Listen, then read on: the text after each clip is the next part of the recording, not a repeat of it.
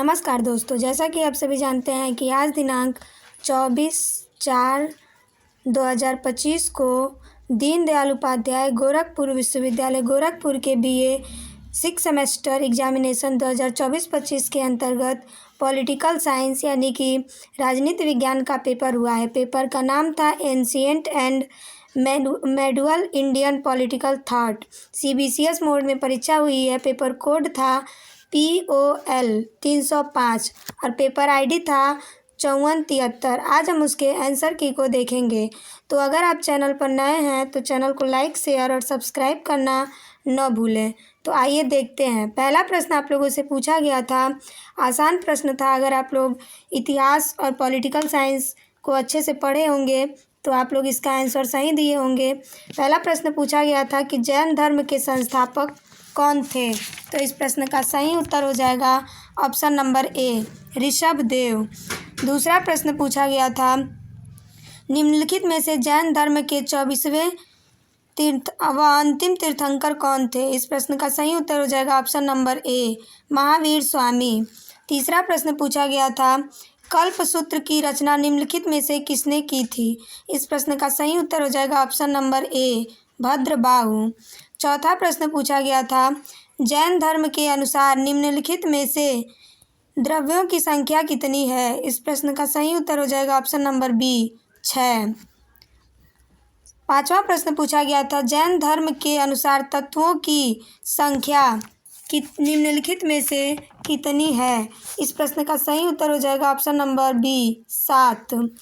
छठवां प्रश्न आप लोगों से पूछा गया था, निम्नलिखित में से किस भाषा में महावीर स्वामी ने अपना उपदेश दिया। इस प्रश्न का सही उत्तर हो जाएगा ऑप्शन नंबर D, प्राकृत।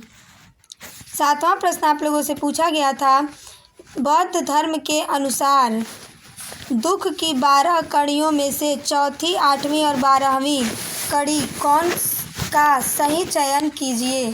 तो सातवें प्रश्न का सही उत्तर हो जाएगा ऑप्शन नंबर B, मन, शरीर, संगठन, तीव्र इच्छा।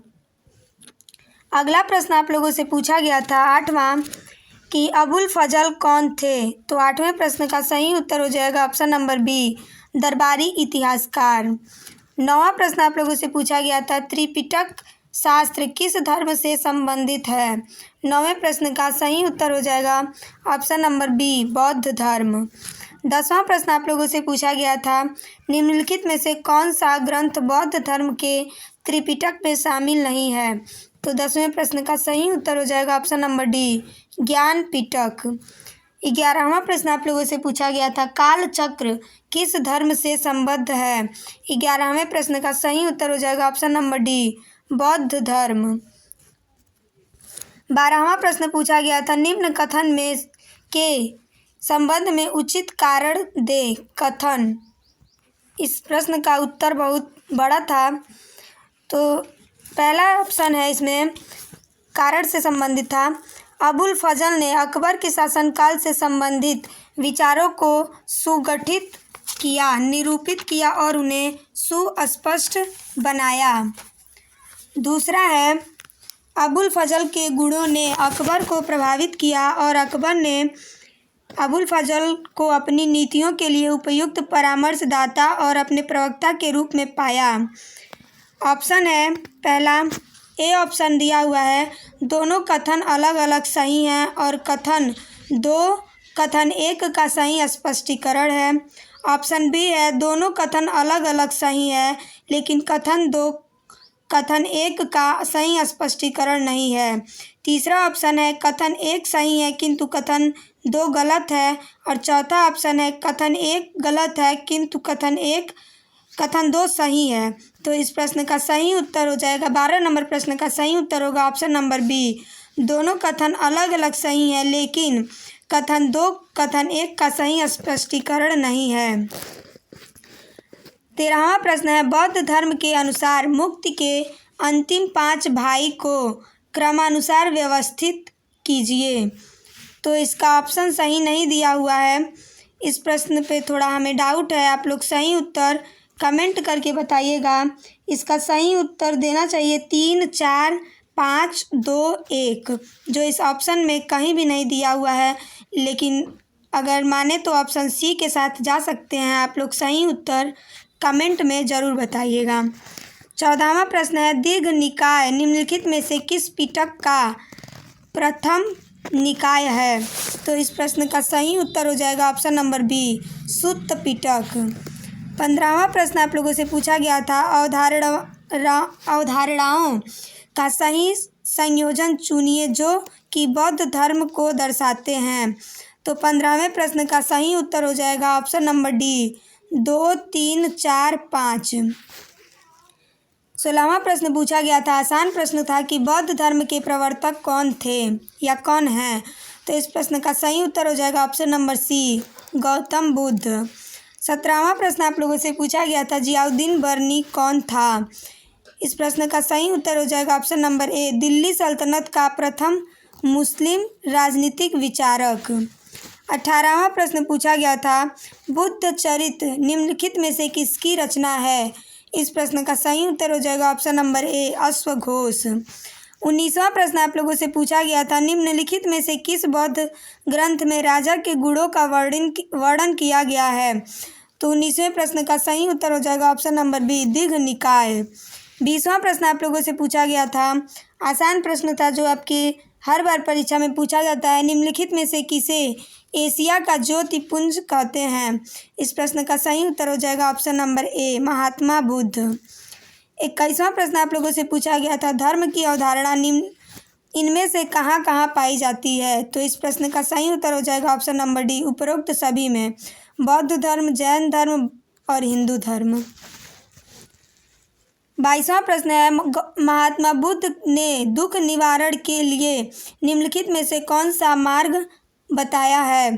तो 22वें प्रश्न का सही उत्तर हो जाएगा ऑप्शन नंबर ए, अष्टांगिक मार्ग। 23वां प्रश्न है, महात्मा बुद्ध ने अपना प्रथम उपदेश निम्नलिखित में से कहाँ दिया था? 23वें प्रश्न का सही उत्तर हो जाएगा ऑप्शन नंबर ए, सारनाथ। 24वां प्रश्न पूछा गया था, धर्मशास्त्र लिखी गई। इस प्रश्न का सही उत्तर हो जाएगा ऑप्शन नंबर डी, मनु द्वारा। 25वां प्रश्न आप लोगों से पूछा गया था, अकबरनामा किसकी रचना है? इस प्रश्न का सही उत्तर हो जाएगा ऑप्शन नंबर ए, अबुल फजल। 26वां प्रश्न पूछा गया था, निम्न में से कौन सा तत्व कौटिल्य के राज्य में नहीं है? तो इस प्रश्न का सही उत्तर हो जाएगा ऑप्शन नंबर सी, पुरोहित। 27वां प्रश्न आप लोगों से पूछा गया था, अकबर ने निम्नलिखित में से कौन सा धर्म प्रारंभ किया? इस प्रश्न का सही उत्तर हो जाएगा ऑप्शन नंबर ए, दीन ए इलाही। 28वां प्रश्न पूछा गया था, कौटिल्य का मंडल सिद्धांत निम्नलिखित में से किससे संबंधित है? तो 28वें प्रश्न का सही उत्तर हो जाएगा ऑप्शन नंबर सी, न्यायिक नीति। 29वां प्रश्न पूछा गया था, अर्थशास्त्र किसकी रचना है? 29वें प्रश्न का सही उत्तर हो जाएगा ऑप्शन नंबर सी, कौटिल्य। 30वां प्रश्न आप लोगों से पूछा गया था, निम्नलिखित में से क्या कौटिल्य के मंडल सिद्धांत का अंग नहीं है? तो इस प्रश्न का सही उत्तर हो जाएगा ऑप्शन नंबर डी, सामंत। 31वां प्रश्न पूछा गया था, आईने अकबरी का प्राथमिक प्रकृति क्या थी? तो इस प्रश्न का सही उत्तर हो जाएगा ऑप्शन नंबर बी, अकबर के अधीन मुगल साम्राज्य की विस्तृत प्रशासनिक संरचना। 32वां प्रश्न पूछा गया था, मनुस्मृति का रचना काल किस वंश में था?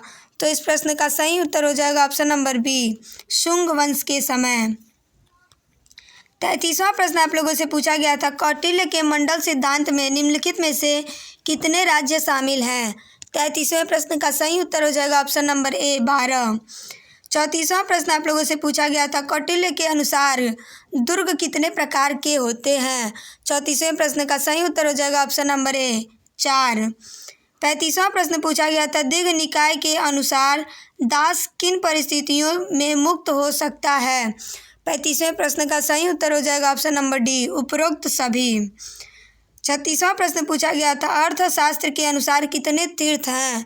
इस प्रश्न का सही उत्तर हो जाएगा ऑप्शन नंबर बी, 18। 37वां प्रश्न पूछा गया था, कौटिल्य निम्नलिखित में से किस प्रकार की शासन व्यवस्था का समर्थक था? 37वें प्रश्न का सही उत्तर हो जाएगा ऑप्शन नंबर बी, राजतंत्र। 38वां प्रश्न पूछा गया था, पड़ोसी राज्यों को जीत कर अपने साम्राज्य का विस्तार करने वाले राजा को कौटिल्य ने क्या कहा है? 38वें प्रश्न का सही उत्तर हो जाएगा ऑप्शन नंबर ए, विजिगीषु। 39वां प्रश्न पूछा गया था, कौटिल्य के अर्थशास्त्र में निम्नलिखित में से कितने अधिकरण हैं? 39वें प्रश्न का सही उत्तर हो जाएगा ऑप्शन नंबर बी, 15। 40वां प्रश्न आप लोगों से पूछा गया था, राज्य की उत्पत्ति के समय कौटिल्य ने किस सिद्धांत को माना है? 40वें प्रश्न का सही उत्तर हो जाएगा ऑप्शन नंबर ए, सामाजिक समझौता। 41वां प्रश्न पूछा गया था, कौटिल्य के सांग गुण सिद्धांत में कितनी नीतियां हैं? 41वें प्रश्न का सही उत्तर हो जाएगा ऑप्शन नंबर डी, 6। 42वां प्रश्न आप लोगों से पूछा गया था, शासन की दृष्टि से कौटिल्य के अर्थशास्त्र में किस पर जोर दिया गया है? तो 42वें प्रश्न का सही उत्तर हो जाएगा ऑप्शन नंबर बी, राजतंत्र, प्रादेशिक संरक्षण और साम्राज्य विस्तारीकरण। 43वां प्रश्न पूछा गया था, मनुस्मृति में कुल कितने अध्याय हैं?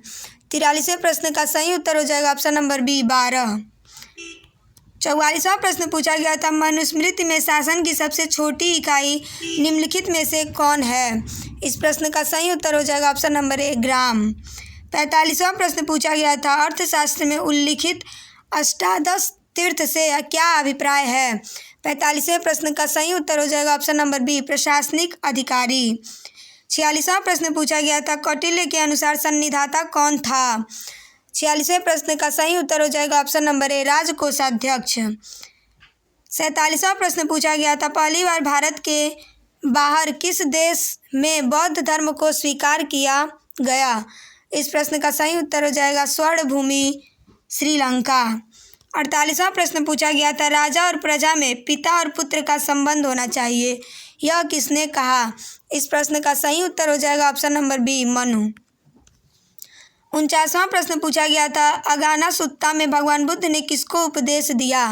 49वें प्रश्न का सही उत्तर हो जाएगा ऑप्शन नंबर ए, भारद्वाज व बसेठ।